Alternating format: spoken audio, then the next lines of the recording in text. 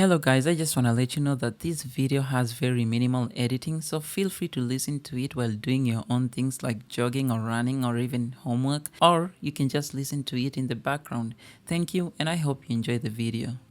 Welcome guys to another day, another video from me, Bleach Therapy, to you. I hope you've all been doing well, and before you say it, I know, how can I make a video about everything we know about something that has never been seen or even mentioned, but hey, hear me out.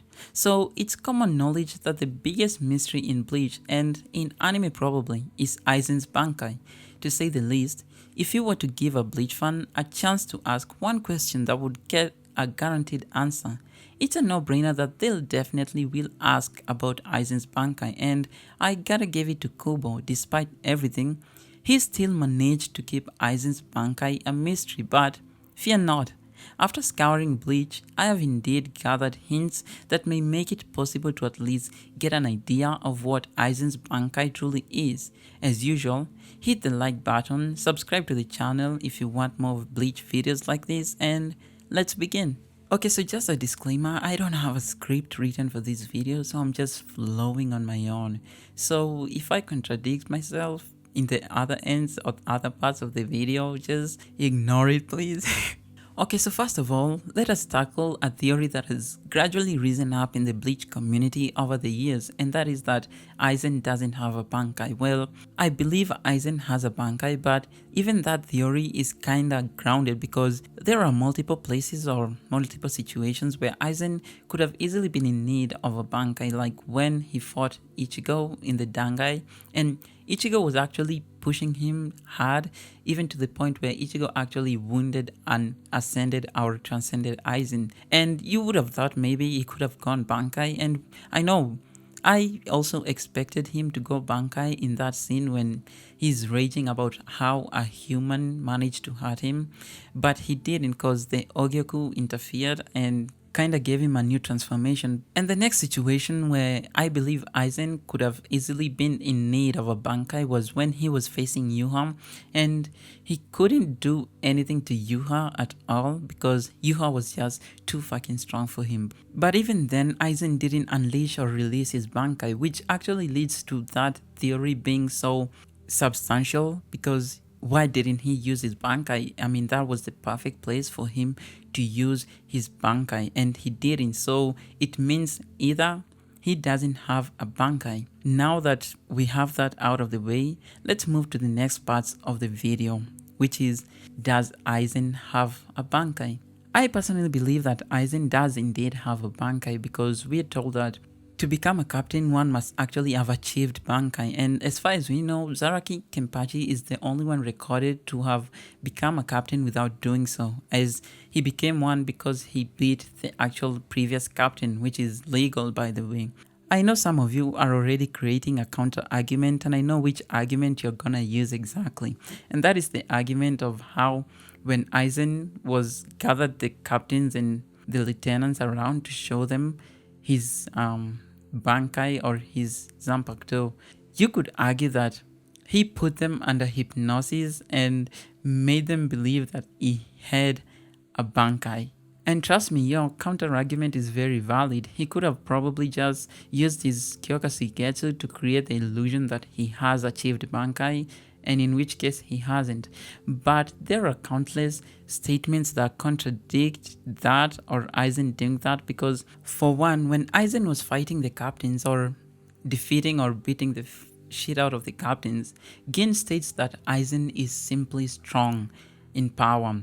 And now you have to argue, I mean, you have to amass the smartest people on this earth like Einstein and the rest to actually build an argument that Aizen or someone on Aizen's level, who we know has an infinite mass of Reiatsu pool, has not achieved something as little as Bankai. We've at least established that Aizen has a 90% chance that he achieved Bankai. I think now we have to ask the question, why didn't Aizen use his Bankai? But first, let us at least try to figure out what Aizen's ability in Bankai might be, because that is what is directly connected, I think, in my theory of why he doesn't use his Bankai. So when Yamamoto was fighting the fake Yuha, which is Royd or Lloyd, I can tell them apart. Royd states that Bankai and Shikai are connected and that there must be a connection if the Shikai's ability is fire. In Bankai, the ability cannot shift to something else like ice or water. So the Bankai and Shikai have to be connected. So at least we know that some way Kyoka Suigetsu's hypnosis is somewhat transferred into the Bankai in one shape or another.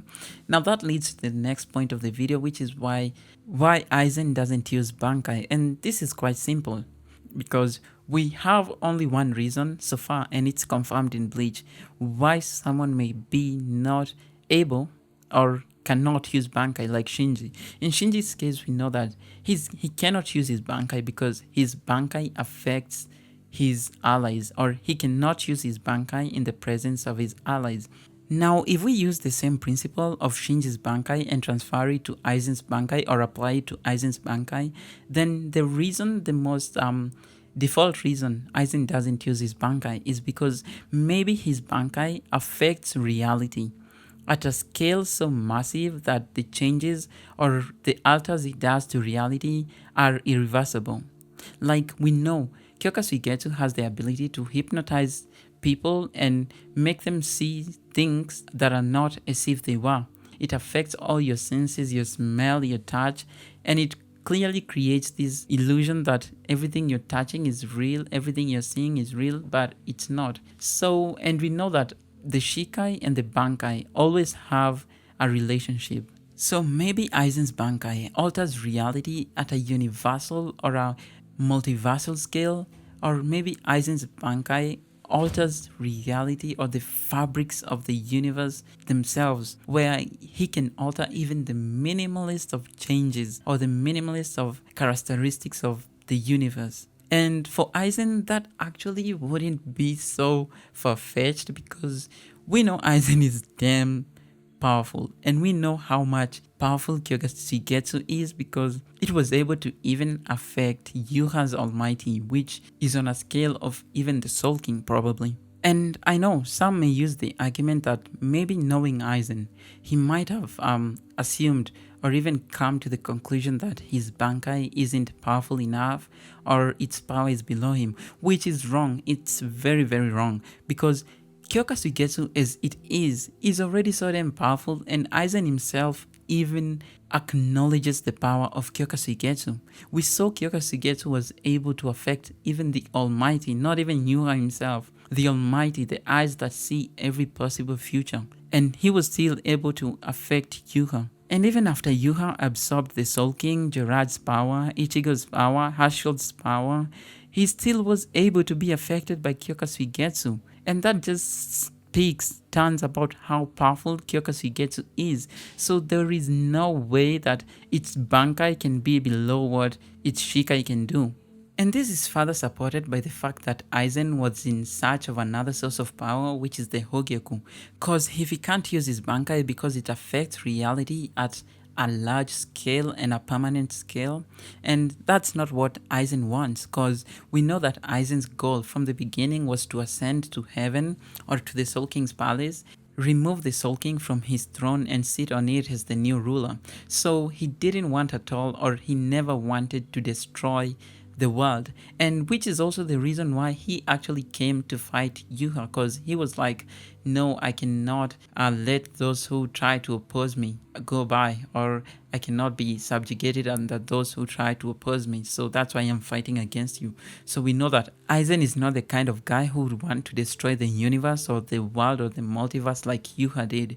So maybe using his Bankai would alter the universe at a point where it's unrecognizable, or alter reality to the point where he cannot undo it, or everything that he wanted to do is gone. Maybe the reality changed to the point where Gin doesn't exist, Aizen never became captain or whatever. It's like creating a new timeline. That's essentially what I'm trying to say. It's like you all know the Flash and how when you change time or you change something in time, everything changes. So maybe that's the way Aizen's Bankai works. When he releases it, it starts altering the universe or the reality at such a microscopic rate or at such a microscopic level that it almost changes everything, not just on the surface. And on this video, I'm gonna tackle one last argument that many people actually try to use, and that is the fact that we know Zanpakuto can actually lie to you, and they can choose not to teach you your Bankai. But we saw in the final fight that Aizen was beginning to fuse with his Zanpakuto, and that is like the highest level of synchronicity that one can achieve with his Zanpakuto, like how Ichigo fused with Zangetsu. So there is no way at all that Kyoka Suigetsu would have chosen not to teach Aizen his Bankai. That's out of the question. So I think I've covered everything. We've agreed that Aizen has a Bankai because someone of his level, it's very easy for him to achieve Bankai. Secondly, we've agreed that Kyoka Suigetsu is a very powerful Shikai. So that means its Bankai is very powerful, and there's no reason why Aizen would never want to use it or to use his Bankai as in just because it's not powerful. No, that's not true. Aizen's Bankai is as powerful and more powerful than even his Shikai, which Aizen uses a lot, by the way, and was able to even affect the Almighty. And thirdly, we've agreed that the only reason why it's possible Aizen has never used his Bankai, it's because his Bankai affects reality or creates permanent changes to the universe or to reality, because we know that Kyoka Suigetsu alters the illusions or gives you illusions which seem real and create these events and worlds that seem real to you but are not. So if that effect transfers into the Bankai, as we've established that the Shikai and Bankai always have a relationship, then that would mean that Aizen's Bankai is capable of doing what his Shikai does at a much larger scale, like universal, multiversal scale. As I said before, his Bankai could be able to warp reality, the fabric of reality itself, or now that I think about it, maybe his Bankai is capable of creating multiple realities, like full tangible realities for each and everyone who's affected by Kyoka Suigetsu or his Bankai. And it's like the infinite Tsukuyomi, but at a much larger scale. Like it actually creates these realities or these worlds or these infinite possibilities for each person who has been affected by his Bankai. And maybe that warps or tilts the space of reality to a point where it cannot be undone. And Aizen is a wise person. He will never do something like that because he's not suicidal, trust me. He still wants to rule the world or to rule the universe and to replace the Soul King, because even in the data books it said that Aizen believes he was an envoy sent to uproot the Soul King and take his place as the new king and lead the world to a new order. So it could be that Aizen doesn't want to change the reality or to change the world. He just wants to observe things or take control of things as they are. So, and that's why I think we will probably never see Aizen's Bankai like ever. And I am not complaining because I think his Bankai being a mystery makes him the more interesting, because I mean Shunsui became less interesting for me once I learned his Bankai. Urahara became a little bit less interesting for me once I learned his Bankai. Yamamoto same too. So I think this is actually for the good of Aizen, us not knowing what his Bankai is. Maybe cements his place on top there is one of the most mysterious people. Think about it. We don't even know his background. We don't even know what his goal was. I mean, he's never said exactly what his plan was after he approached the Soul King. And that just makes Aizen the more interesting character, because we have this character that we barely know anything about, but yet we are so intrigued by his character and we are so intrigued by his actions that we actually believe he is a complete character even without his other things being revealed, like his background, his name, his identity, his Bankai and such. And that was it. And this is why Aizen is probably one of the best villains in all of Shonen Jump.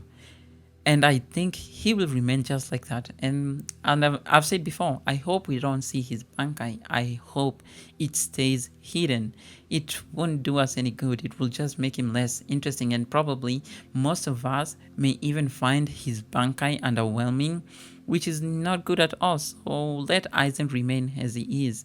He's quite powerful, he's immortal already. He has this sword that can do whatever and even manipulate or put people who possess the power to alter the future under hypnosis. So he's quite well. He's not weak at all, so I don't see the use for his Bankai. Anyways, that was it for guys. I think this is my first 15-minute plus video on this channel. I hope you all watched to the end. I think this is one of the few topics I've always wanted to cover or to talk about or make a video about, even when I wasn't making a video about. You'll probably receive this sometime on Friday since I'm recording it on Thursday, but I'll see you then. Thank you for watching. Be safe, stay healthy, and I'll see you in the next one.